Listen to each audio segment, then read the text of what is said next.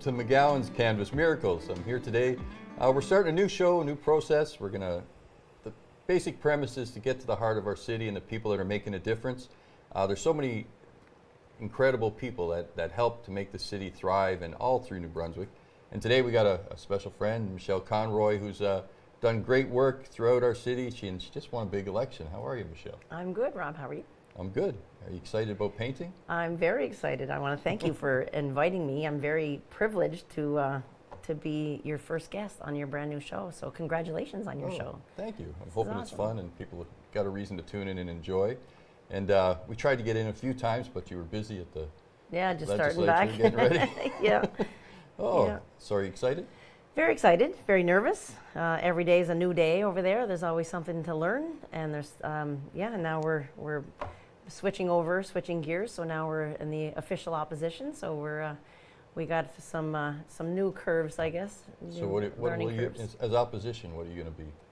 Well, the opposition's role is to keep hold the government to account. So Do you have a particular role that you're Yeah, against I'll be at this critic. point? I'm critic for NB Housing and also for Aboriginal Affairs. Oh, NB Housing, So, great. Yeah. A lot of stuff with housing and the work that you do here, so that'll tune into the show. Yeah, But you housing is probably- one of our biggest issues here. The lack of affordable housing, the lack of housing. We're growing as a city all the time. So it's going to be something that's already I've been working very hard towards in the last few years. So it's very interesting. Well, today we're going to be painting a tree. Yes. And, seeing as you got roots in the community, we figured New Brunswick tree. I don't know if I will hold this up. This is what we're going to be attempting to get. And you haven't painted before. I was going to say we're going to see how good you really are because I've only done this a couple times.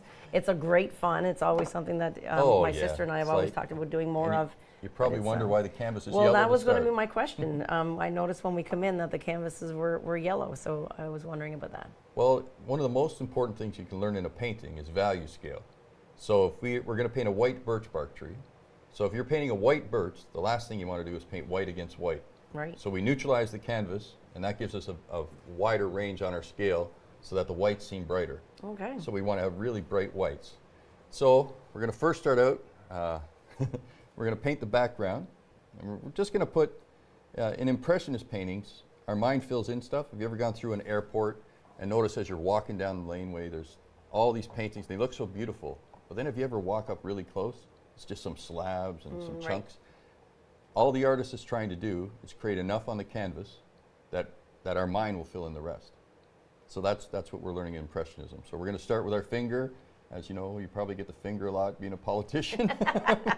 We're going to rub it just a little bit. So we're going to start off, we're going to take a little bit of water on our brush. So there's a cup here, you can dip it in the one you drink or the one that's for the brushes. No, the one brushes is fine. We're going to take a little bit of yellow and we're going to make a puddle of dirty water. A little bit of this brown. Yeah, so we want a real puddle. So it's real transparent. You see through the plate. Get that. And then here, I'm just going to move this closer so you can see what we're doing. So what we're going to work on is this tree line background. Okay. So we're going to start roughly around here. We'll paint a line across our trees. And then we'll just paint using water. We'll start painting a tree line up. Quickly along, and we're not doing anything fancy. Real little paint. It's supposed to be on the tree, right? Yeah, we don't do it on the tree. So we'll skip the tree. We're just painting the background in behind, right off the top of the page, just like that. Nothing to it. And take your finger and rub it out. Just making a slight tree line. I'm going to have to clean up the inside there after. Yeah. Have some water. We've both already put some water on our. And as you move up, so it starts here small, and it moves all the way right off the page by the time you get to the end. Right up to there. Yeah, How you're many good there. trees do I have? How come you seem to have more trees? Like that? Yep. So even make it more watery. And then take this cloth and pull some of it out. So what we want in the background is to be really thin Yeah, even more. There you go. That's good. So now we're going to take a little bit of just the brown itself, darken, oh, that's black.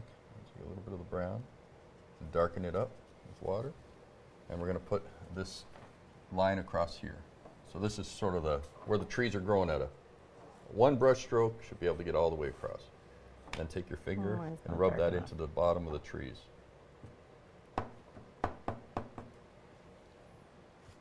Yep, now just rub it up.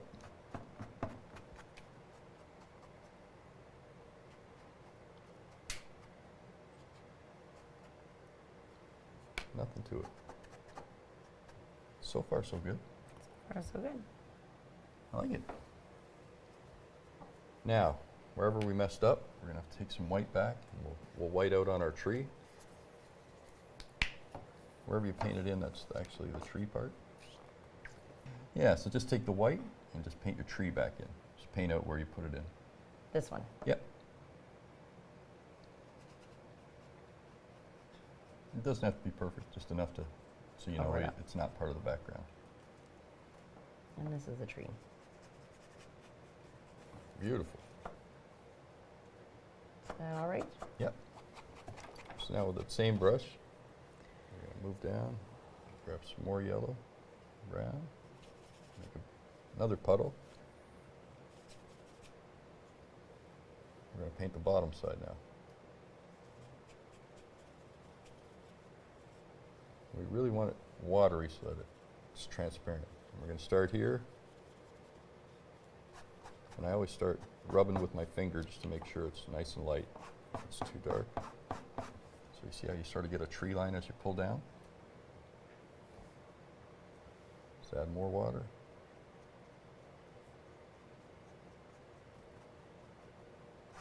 Keep pulling down as you go. Are you on the tree or not on the tree? No.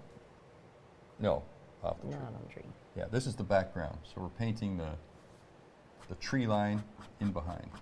Okay, so on that one, Yep. and then on this one. Yeah. So add water to your brush, and it'll look like it's reflecting. There we go.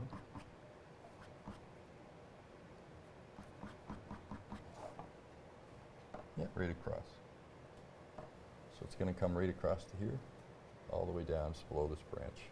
So you say you're critic to housing. I was thinking that when we first met the first time on a program I was on, I was working for radio at the time. We did an interview on Harvest House every years ago, and working with those programs. And you've been working with the city and housing and stuff for years and years. So what do you find the most appealing about that kind of project? I guess it's the need. We have such a need for affordable housing. Miramichi's growing so much in the last couple of years, which is fantastic. And it's the affordable housing. We have a list now that I've seen grow so much since I started here and started in this position. And we've never had an influx of housing, but I've seen the need grow so much more in the last couple of years. So it's really, I mean, there's nothing better than be able to call and get somebody a new home, and we've been able to do that so many times. And now with our Harvest House program, so we wear a bunch of different hats, but we have the donation building that we've been raising money to start up something to help in recovery as well. But we've also been able to help a lot of people with getting new housing and furnishing new housing. So we've been able to help hundreds of families start off either coming out of shelter, coming out of addiction, coming out of recovery, coming out of the women's shelter. So it's a lot, and then newcomers coming to the city and coming to school too. So it's been a lot of fun, and it's been a great way to learn and a great way to meet people. Awesome. So I noticed I messed up mine. So here, you messed up yours too. Just take this and make it really watery and pull it down. Yeah. So, just so it looks like it's in the water reflecting. That's what we're going for here. Much better. Like that. This one too. Yep. Nice thin. So you got these watery sort of see-through marks happening. Transparent, and it's way in the background. So Mine's darker than our yours. trees in the background, we can sort of start edging them up and giving them the tips a bit of a shape with some white right above it. just think of your tree shape. When you're painting something, you want to have its shapes rather than an idea. So people, they start off painting clouds and they think clouds are circles or certain shapes, and and we have a tendency to put stuff in order, perfect order, as we're doing it on a painting. So in nature, things sort of happen haphazardly. They fall apart, they bang together. So whenever you're doing it, you just loosely throw in some lines and let the painting sort of create its own look. And as a painter, you'll have certain habits with your hands and certain tendencies that you do, and that's what creates your looks. That's why you can pick out one painter over another, because of the way there's certain habits that they do when they paint. Right. And it's all part of the process, but you learn to. Old Bob Ross used to say, you remember Bob Ross when your kids growing up painting, did that show, and he used to paint the things. He'd always say, oh, the happy accident. He'd say, oh, that was a mistake, but Work with it. Work with it. He says that, have fun with it, enjoy it. So that's what we do in painting all the time in classes.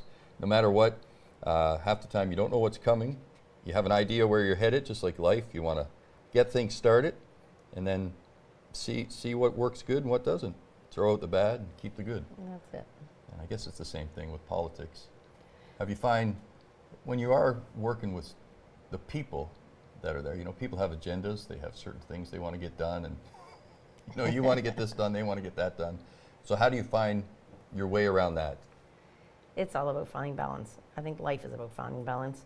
But just working with everyone. Everyone has, at the end of the day, everyone has the same agenda. We're all out to do the same thing. We're all out to work better for our people, for the people in our ridings, and even working with different organizations. Everyone just wants to better their communities. And we live in one of the most giving and caring communities in the province, in the world. And it never ceases to amaze me that when somebody's in need, that people just come together. We've seen it especially in these last few years, where there's so much addiction, so much homelessness, the prices of everything. Life just seems harder now. And people are always just willing to help out. That's awesome. Yeah, it's really a lot of fun. All right, coming up in the next segment, we're going to be working with light and dark and putting shadows into our painting.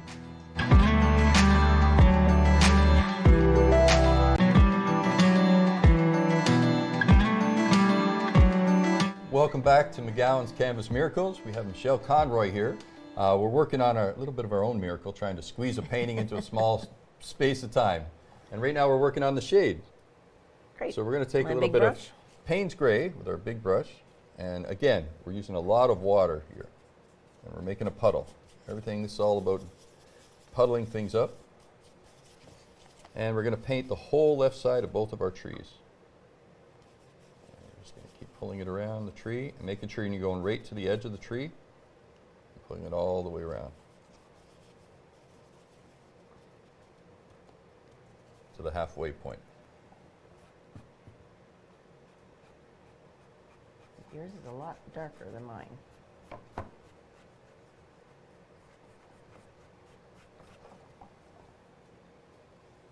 Should I add some white in there? No, just water. Yeah, just use your brush really dirty and just go right down the brush. Down the side of the tree. Quickly, just getting some on.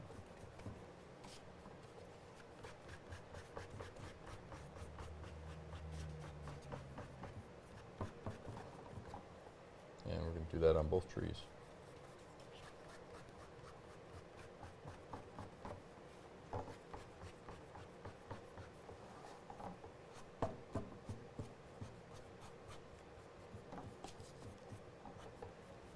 We're really trying to create a sense of not the exact same brush stroke, so we put a stroke, couple strokes, move down, mess it up. Like I said, in nature, we want it to not look perfect. We want it to sort of be flawed, and I rub it with my finger, I rub a little bit out, I throw some more on. Make some lighter, some darker. Getting it done really quickly.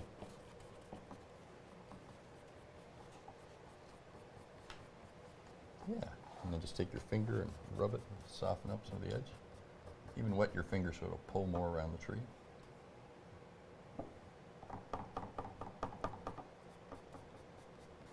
So I know you've done this for a while, and I've seen you're online. I've seen your beautiful paintings and your beautiful work. I've seen this at your office. How long have you been doing this? Since I was about 6. So Really? I don't know how long I want to say, but it's a long time. That's Only a quite couple few years ago. Yeah, yeah.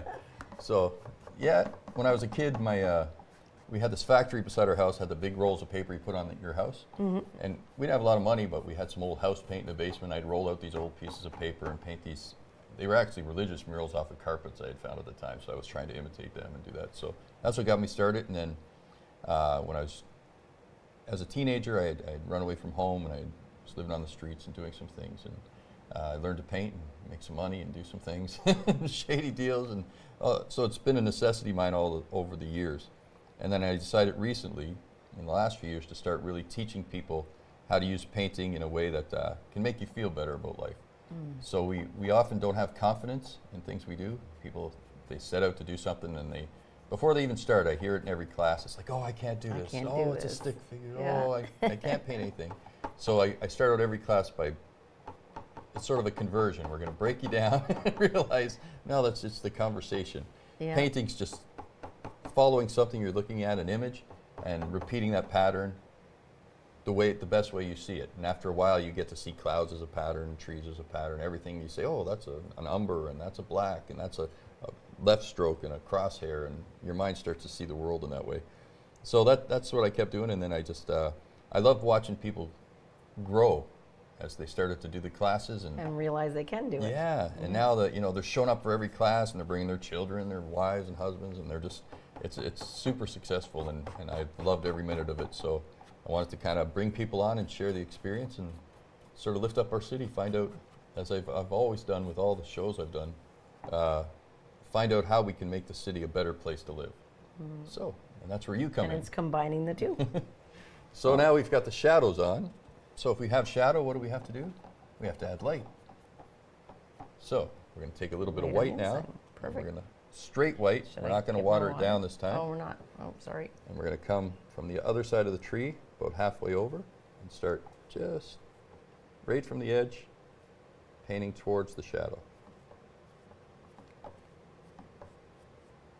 Real simple. And one brush stroke of paint, we can go down, add things in. This is our first layer. So really easy. So as MLA, what is your hopes for the city? What would you like to see or opposition or talk about to get going here?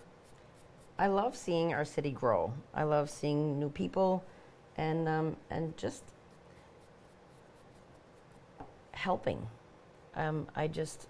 We talked about on the boots on the ground, I guess, and the roots of where we come from, and I just like to see everyone be able to, I don't know, live their best life. But there's so many people struggling, and we've seen it in so many different ways, especially in the last couple of years. Just seems so tough, and just being able to reach out.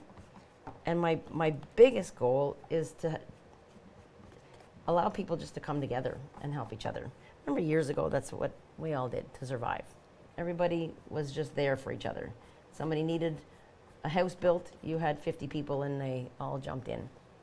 And I think now more than ever, we need to do that.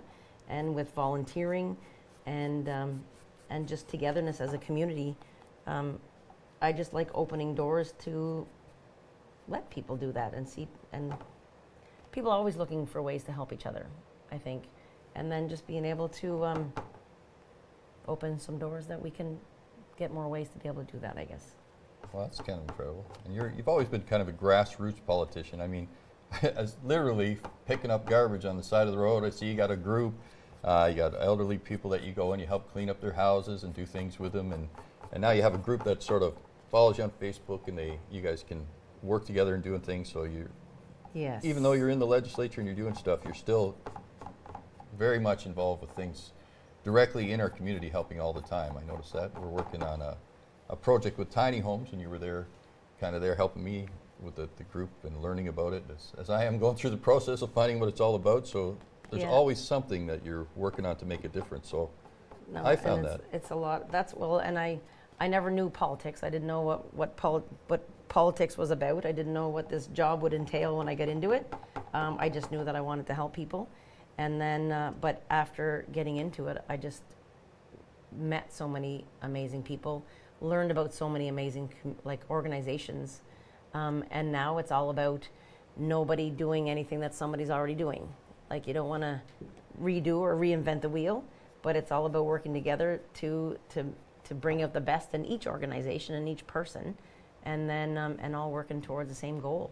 So it's the connections being made, and it's the it's just the community aspect of it, and yeah, and I love it. And like, I have to give a shout out to Nursing Homes Without Walls, brand new organization that we have here. Tammy and Kalisha are a part of it, and they have been phenomenal with helping seniors. When you mentioned cleaning houses and stuff, we just did a couple this week. We did a lady that lives out in the outside of Newcastle, and there's so many, especially seniors that can't do things for themselves or unable to, and Nursing Homes Without Walls is an organization that allows and helps seniors stay in their homes longer, is the whole goal. So it's a pilot project that was here in the Miramichi that we started as a government not too long ago, and it's been phenomenal. It's been we've been able to go in and grab a few people and clear out housing, that their houses are safer for them to live in, and then hooks them to the resources that they need or that are available that they may not even know about, so that they can be more financially stable, they can be safer, they can it's just they've been incredibly amazing. That's awesome. Now, I noticed with your tree there, so a lot of things, and the biggest thing I It's find starting with to look like a tree. I'm very excited. It's fun, isn't it? Painting is fun. It's relaxing. A lot of the main thing I say in my paint classes all the time is put the brush down. People have a tendency they overpaint. Mm-hmm. So in a tube of paint, there's so much pigment, and so much is junk. It's just to move the pigment around. So what happens is every time we put a stroke, we're taking pigment out of our brush stroke. So the least amount of strokes you can put on something, the brighter the paint gets. Okay. So as we move down the tree this time, you're going to take thicker chunks of paint. Okay, I need some more white. Yeah. Little dab. Maybe I used too much. Did I? So we're going to put it on thicker this time, and we're going to come from the center, moving around. And then we're not going to do the whole tree in the same lines. We're just going to start putting little bits all the way through, and only one stroke. Just here and there, just a stroke here and there. Well, yeah, that's interesting. So this, what do you call this program? Nursing Homes Without Walls, it's called. Okay. Yeah. And yeah, it just started in Miramichi here just last year, and it was a government initiative to keep, like I say, to keep seniors in their homes longer. So there's a lot of funding. There's some, the government's trying to help seniors in different ways. So there's a lot of not only funding but resources that are available for seniors that they won't even know about. Wow, that's incredible. And then so they you have to kind of stop link just it. for one sec. Sure. Am I So putting too many? So one thing, what's happening here is they're all symmetrical. So it's a perfect set of dots all the way up the tree. So you want to, anytime you got perfect, smash some. Just go like this. Yeah, just take a few and smash them. Oh, there. And then it becomes more natural looking. There you go. So sometimes trying to be perfect, you mess things up. The Greeks had an old philosophy. They once got all their artists to make perfect statues. They had perfect eyes, symmetrical, perfect nose, and the goal was who could make the most perfect statue that was ever made. And they brought them in, and and the leaders came from the galleries, and they talked, and they said, smash them all. That was the worst art they'd ever seen in their life. Perfection is nothing you ever want to see in art. Especially it destroys everything. Yeah, so always looking, when you're correcting yourself and you're going back to your paintings, always look to see, is that like too many dots in a row, too perfect? Too many Smash things up a bit and lower things down. Is everything sort of got a nice consistency, or do I have one chunk? And if you have something that looks a little off, maybe a little too thick, you just touch it a bit. Okay. Slightly here and there. Yeah. And a light touch on your brush. Always want to have a light touch. Now we're going to try stroking just a little different. We're going to turn our brush sideways, and we're going to put a few lines here and there on our tree. And not all the way down in perfect order, just a few.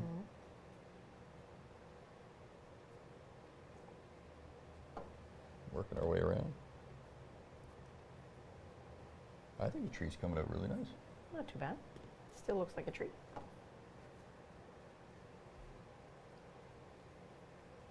So what hobbies do you have besides painting, being a master painter? Maybe by the end of this episode, will be a master painter. Hobbies. I love the woods. We spend a lot of time. I think our number one hobby, my husband and I spend a lot of time on. We've always been avid four-wheelers, and now side-by-sides, and we spend a lot of time. We spend a lot of time in the woods. Any chance we get on the weekends with a few of our friends, and we will hit the trails for the day. We just spent the last weekend in Doketown. So we all left home and drove to Doketown and went for supper at Ledges Inn because it's absolutely delicious, and drove back. So it was a good 12, 13 hours out in the wilderness, and it's a great way just to release and unplug, I guess. Now we're going to move on to. You should have a small green brush with a little point on it. This one? Yeah. I'm going to use a flat brush because I don't have a little round one with me. We're going to take some of this Payne's Gray, a little bit of brown that we've got there, mix them together. And we want this not quite as watery as when we shaded the tree. We're going to paint the branches on now. And to get, a lot of problem people have when they go to try and paint a thin line is how much pressure they put on. So if you press hard, you'll end up with something fat. I'll show you down here. So if I start down here and I press, I end up with trying to make a line, and it's impossible to make it thin. But if I put my hand on the canvas and I barely touch, and I'm touching super light, I can paint as thin as can be. It's amazing how thin you can paint by not touching the canvas. So roll your brush to make sure it's not got chunks of paint on it. Oh, that's thick. Yeah. And when you've got it thin, just put it light and try And rolling where are a we branch. going? Just anywhere Yeah, here? so you just paint all the branches in now. You can follow along the tree line and look at it. Oh, Okay. yeah. Now see, so even go lighter and watch how thin you can get.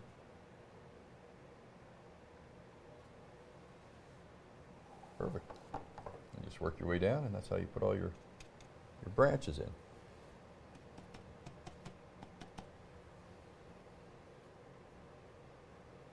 How many would come in one of your classes in the nighttime? I have 18 to 20 on Monday nights and Wednesday nights.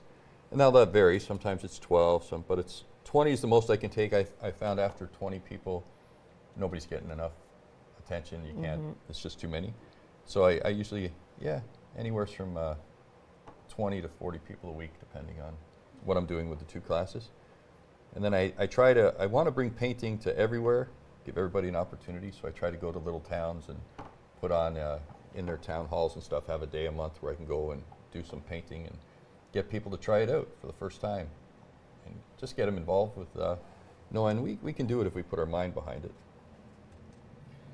And it's amazing, some of the people that start out saying, oh, I can't paint, end up, I had one lady, she was working at the prison, and she just came, she wanted to de-stress, after working at prison all day, you thought, oh, and she started, and then she got transferred to the prison in Nova Scotia, and she was driving 2.5 hours to come up here to paint because she loved the painting class so much. And then she got so good at it, now she's selling to the banks and the galleries, and she has her own art gallery, and she sent me a picture the other day, and she had a huge studio with about 100 canvases and shelves and stuff. I thought, wow. Amazing. So you never know what's possible, but once you give people that little bit of confidence is all you need. Yeah. And you must have found that, when you first went in there and you're right off the bat, like, I don't know what I'm doing, I'm scared to death. And now years later. Still scared to death. Yeah, you got working with different parties within government and opposition. What do you find the biggest challenges? Well, and I've just spoke to a group of kids from the Pathfinders last week. I think the biggest thing that I've taken away from all of this is never underestimate what you can do. And you don't know what you can do, and never shut a door, I guess, until if you don't try it. Because I never would have thought, if you would have asked me 10 years ago, that this is where I would be sitting, and I would have never thought that it would have been possible. So you never know what you're capable of. And it's been an incredible journey right from the beginning. It's the scariest thing that I've ever done in my life, but it's absolutely the most rewarding thing too. So it's been an amazing road. And it's the people you meet. It's the people you meet and changing lives. It's been unreal. That's awesome. What we're going to do next here is we're zipping along as we go. We're going to put some marks in our tree. So you see that in behind the black, there's a sort of a brownish color. Mm-hmm. So we're going to take a little bit of this yellow. Wet it. Make ourselves a yellow-brown puddle again. Oh, that looks green. We don't want that. If you mix yellow and black, you get green. So you never want that. Not on our tree. That'd be pretty bad. So we're going to take some of that yellow. And here I got brown here. And make a puddle. So see how it's like a really goldeny brown? And we want that really wet. And we're going to do what's called a glaze. So all these marks underneath, we're going to just pick a patch on the tree, glaze it out like this. Do a few spots of glazes like this.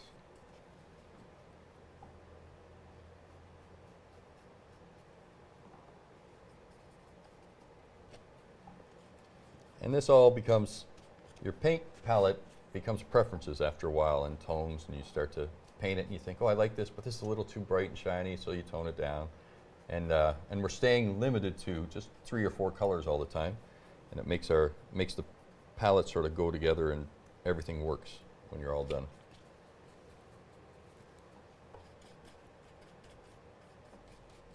So for an MLA, what's the agenda for a week? Like you're pretty busy. Every time I'm talking to you, you're doing something. Something different. Yeah. My weeks are never the same, which is a lot of fun. I spent a lot of years working in an office or working at the hospital where my days were different, but same atmosphere, I guess.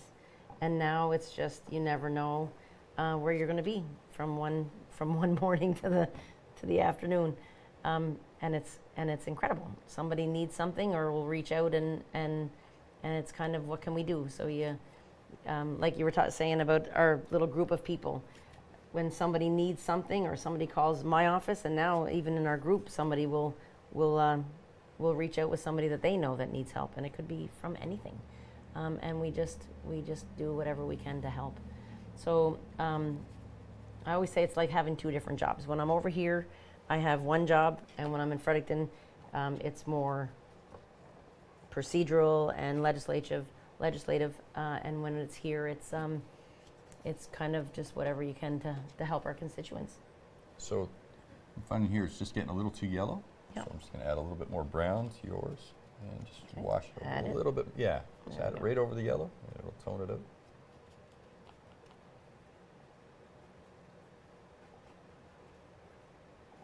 Although New Brunswick is sort of famous for our yellow birch, they're everywhere. Still yellow right there, right? Yeah. So that's how you tone it down. So now, and I even like the variety. See how you got some of the yellow showing through the transparencies? Some of the Not brown. covered completely up. And when you're painting, come over both edges. So you're hitting the black and yellow, and yeah. Now it's all sort of blending together. Perfect. All right.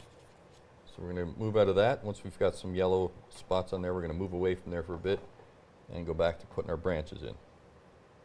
All right. Well, we're here with Michelle Conroy, and in the next segment, we're going to be highlighting our branches, starting to show them off on the trees.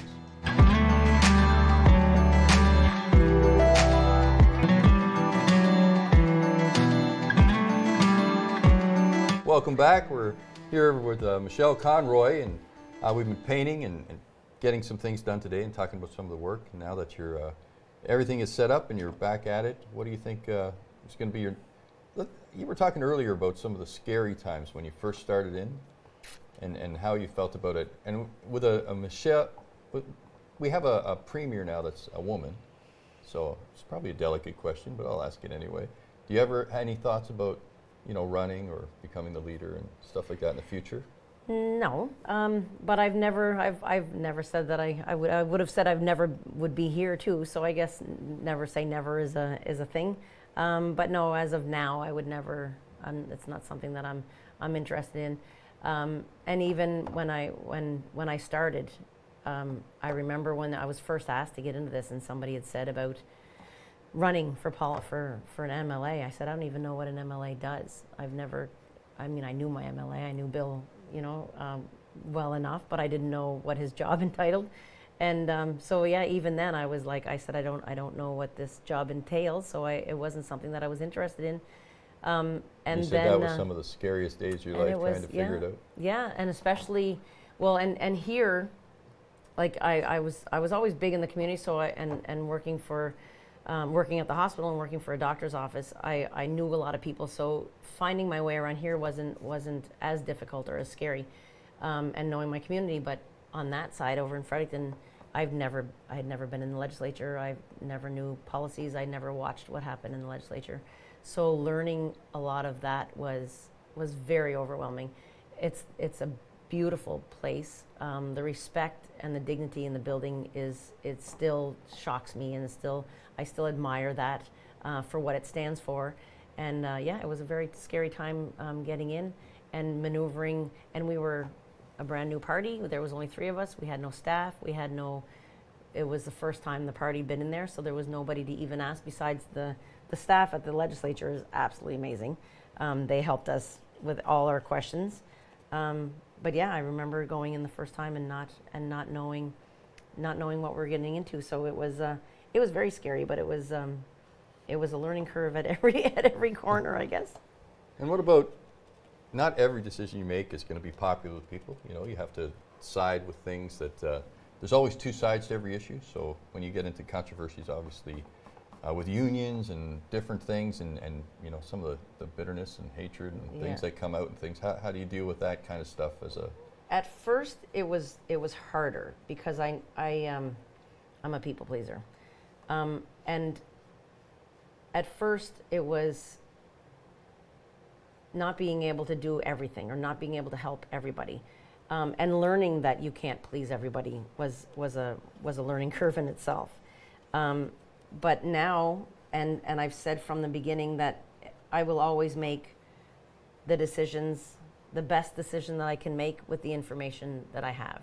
So I always feel if I do enough homework, if I find out as much information, I'll meet with as many people I can from all sides, and just to be able to make the decision that's best for my riding and best for the people in the province.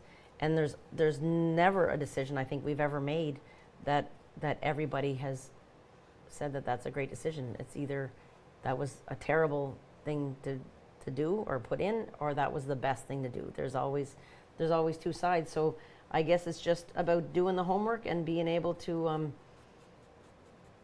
make the best decision that's going to move our province forward and the best decision that we can make for the people.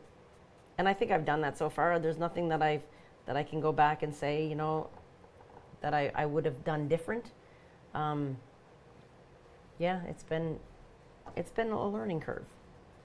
And I try to be as open and transparent. So if there's a decision that we're making or a decision that I don't mind, sharing, or I don't mind trying to find out or get as much information. It's all about getting the information and letting people know why those decisions were made, I guess. What do you think about I notice there's a trend in every city and places now to put tiny homes in to help alleviate some of the housing problems. What do you think of the tiny home solutions? I love the over in Fredericton. We've been to them, and again I try to go to. Is that going right over the front? This is going right over the front. Right over the tree. Yeah. Okay. I try to visit as many organizations as I can and see what different people are doing, so that that we can make the connections, that we can learn what people are doing in their, and what's working, I guess, and what's not working. And then, but yeah, I love our homeless population's growing. When you look at Moncton and other areas, I live over in Fredericton half my time, and it's scary how many people are on the streets. how many people are falling into addiction, and the tiny homes seems to be the way to go.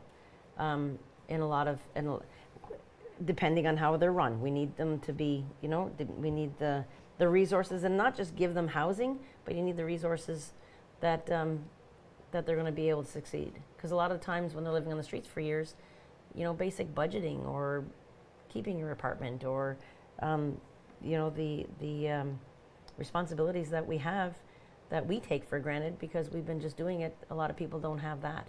So it's all about the wraparound systems, and we use that word a lot now. The wraparound systems of having the resources that people need to be able to do the things they need to do in life. Is that too thick right there? No, that's great. You're doing great. So now we're going to go on our tree, and we're going to add in this brown piece here. Which one, sorry? Right here. Okay. Yeah, so just take some brown, flat, throw it in. A little brown, even throw some yellow into your brown. I always like to throw two colors together, sort of vary it up. I never like to paint with one solid color. That way the light's bouncing off it in different ways. A little more brown? Yeah, and then I take solid brown that isn't watered, and I just sort of thicken it in here and there.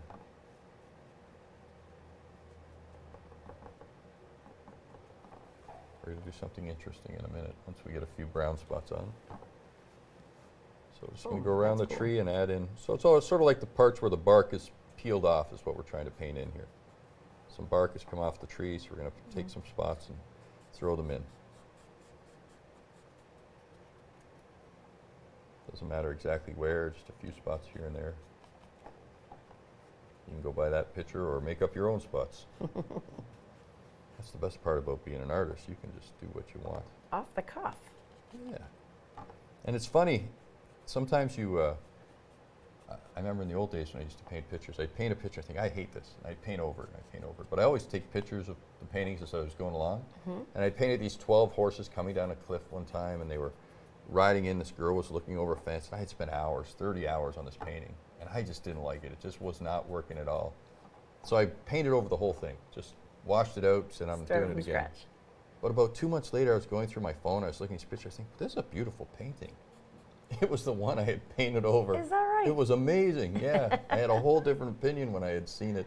But the day because it wasn't what I thought in my mind. Yeah, it wasn't working. Yeah, so sometimes things work out different than we think they will, Have you ever started a project? Such is life. and all of a sudden the government's like, oh, this turned out way better or way worse. Way worse, yeah, it could go either way, yeah. Somebody, I was working with a group. I try to help out charities whenever I can, I rode from Montreal to PEI on a bicycle as a crazy kind of event. That was amazing. Just raise some money for tiny homes. And I don't really know much about the organization. I met the people. They're wonderful, loving, and they're really trying to do something to help.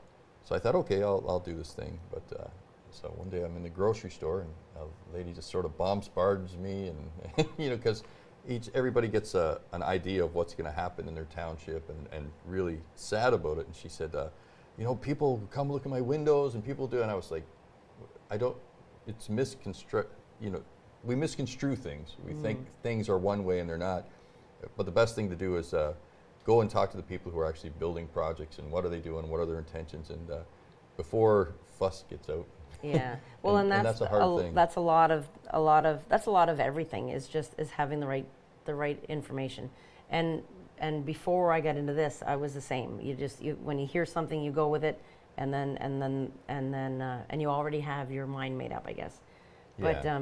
But I think that's one of the biggest things I've learned is before, even when people call my office or constituents or organizations, whatever you may have, when they call and say something, there's always another side. There's always more information. So before you act on anything, I guess it's all about being informed. And then, and that's like we've been working on Harvest House now for the last few years. We have a spot that we're looking at. Finding a building in this town, in the city has been challenging. But I think that's a lot of it. As soon as you tell of something, then people already, some have their mind made up, or some, I've heard different things about even what we're trying to run in Harvest House. and that is just, it's not true. You know what I mean? So it's all about just having the information before you decide, being open-minded and having the information, and then, and again, working together to see how can we help and how can we make this better and make it work. So how many people would you say contact an MLA's office in a session that you're open in between? Do you go through quite a few calls? Like how would you, so that's, I was wondering that. So you get hundreds of calls. How do you screen it out? How do you manage to? I don't do a good job at that at all. No? Okay. I have some of my colleagues, like everybody kind of does their own. They find their own thing. I've talked to colleagues that that don't do Facebook because there's no way to track it. So they push more towards, which makes sense because everything should go through your office. Myself, I do a lot of, like, people contact me on Messenger. They'll contact me. I have 2 different phone lines. I have my office line and my cell line, and I have 3 different messages through 3 different Facebooks. So I kind of have them coming in all different directions. So we just kind of do our best to, and through the office, I have Darcy Fletcher works in my office with me. She's been there for the last couple of years, and she's fantastic. But yeah, we could get 100 calls, 50 to 100 calls in a week, with just different needs and everything. It's not one thing, and it's the flexibility of it too, because you don't know what's going to come in.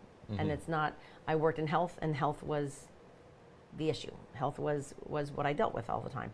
Now it's housing and health and roads and so it can be literally anything. So the next thing we're going to do, we're letting this dry real quick. You just tap it with your towel if anything's wet, and that'll dry it out. We're going to do something interesting that most people, every time I have this class and I start to talk about this part, they get, no, all that work. We're going to paint over the whole painting with blue. The entire painting. Now this is called a glazing technique. And what this does is it draws all the colors into the same sort of tone. It's going to bring it down. So then, and then the last thing we'll be doing is adding a putty knife effect to you get to paint with a knife. Nice. Which is kind of fun. Everybody always likes that part. I get to paint with a knife. That would be. So we're going to take our biggest brush we got. Okay. And we're going to take just a touch of blue, like so little. We really want this to be a glaze, so we're going to water till we have nothing but a puddle. It's almost... Find a clean spot on my... Yeah. The more water, the better, because we really want this to be transparent. So see, it's almost liquidy. Okay. So I'm going to do mine first. I'll show you. I think I have So a we little take bit of this white towel, in there. and we're going to go over with the blue, and we're going to start painting this whole painting down blue like this. Mine has a little bit of white, I think.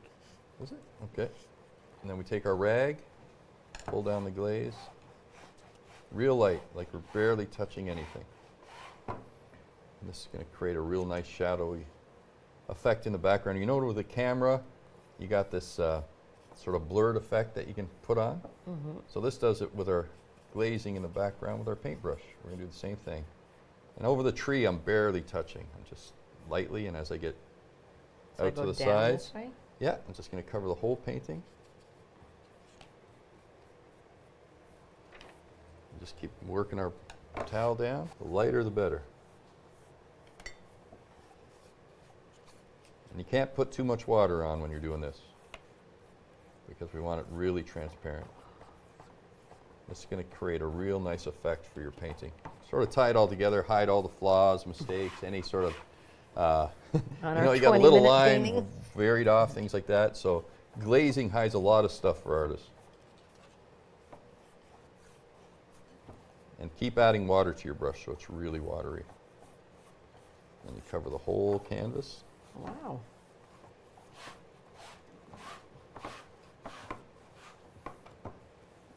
And then just wipe it off, and you're all good.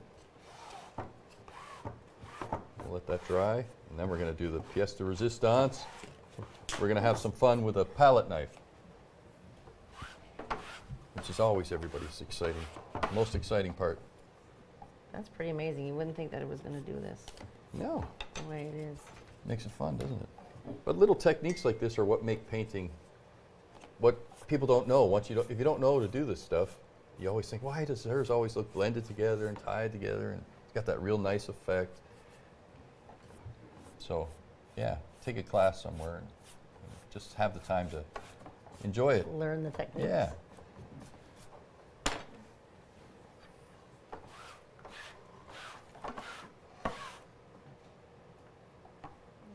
Is that good? Am I using enough? Yeah, so don't even do that part of the tree, just do the yellow part now. Okay. Leave that tree just light on that side just to make it even more fun.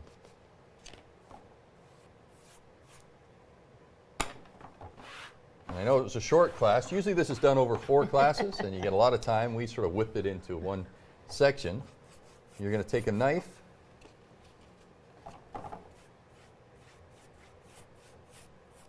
Good.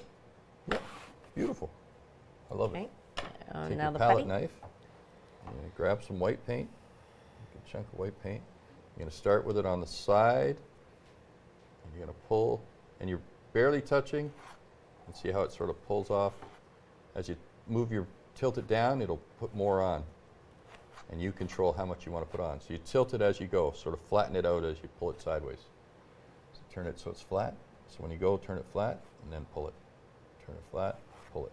And it'll give you a real nice effect, like the tree.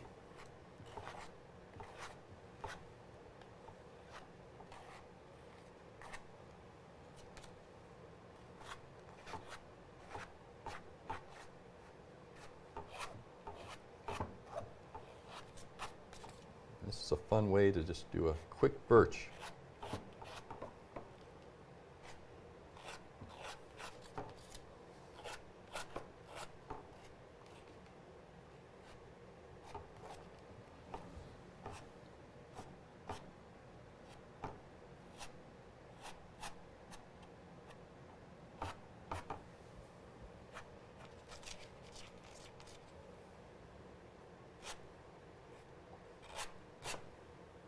So dip your brush once and use it to do the whole tree in a few spots. All right, so now obviously if you have more time you can put the details in, but you learned all the techniques in one little quick session. Well, we had a big discussion. It's hard to paint and talk and tell stories and all that, isn't it? But it makes it a little more fun. People are interesting.